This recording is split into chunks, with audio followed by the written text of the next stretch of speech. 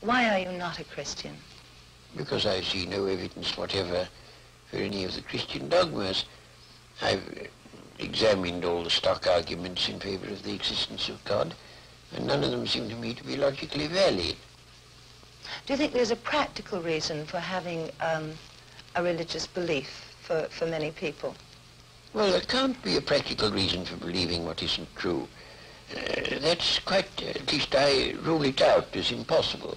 Either the thing is true or it isn't. If it is true, you should believe it, and if it isn't, you shouldn't. And if you can't find out whether it's true or whether it isn't, you should suspend judgment. But you can't, it seems to me, a fundamental dishonesty and a fundamental treachery to intellectual integrity to hold a belief because you think it's useful and not because you think it's true. Well, I was thinking of those people who find that some kind of religious code helps them to live their lives. It gives them a very strict set of rules, the rights and the wrongs. Yes, but you know, those rules are generally quite mistaken. A great many of them do more harm than good. And they would probably be able to find a rational morality that they could live by if they dropped this irrational, traditional, taboo morality that comes down from savage ages. But are we, perhaps the ordinary person, perhaps isn't strong enough to find this own personal ethic? They have to have something imposed upon them from outside.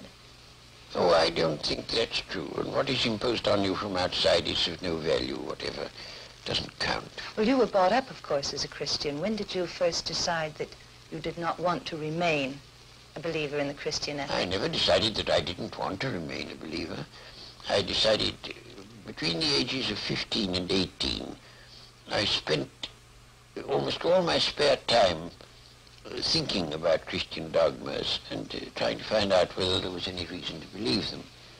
And by the time I was 18, I discarded the last of them. Do you think that that gave you an extra strength in your life? Oh, I don't know. No, I shouldn't have said so. Neither extra strength nor the opposite. I mean, I was just engaged in the pursuit of knowledge. As you approach the end of life, do you have any fear of some kind of afterlife, or do you feel that that is just an impossibility? No, I think that's nonsense. There is no afterlife? None whatever. Do you have any fear of something that is common amongst atheists and agnostics who have been atheists or agnostics all their lives, who are converted just before they die to a form of religion? Well, you know, it doesn't happen nearly as often as religious people think it does. Because religious people, most of them, think that it's a virtuous act to tell lies about the deathbeds of agnostics and such. As a matter of fact, it doesn't happen very often.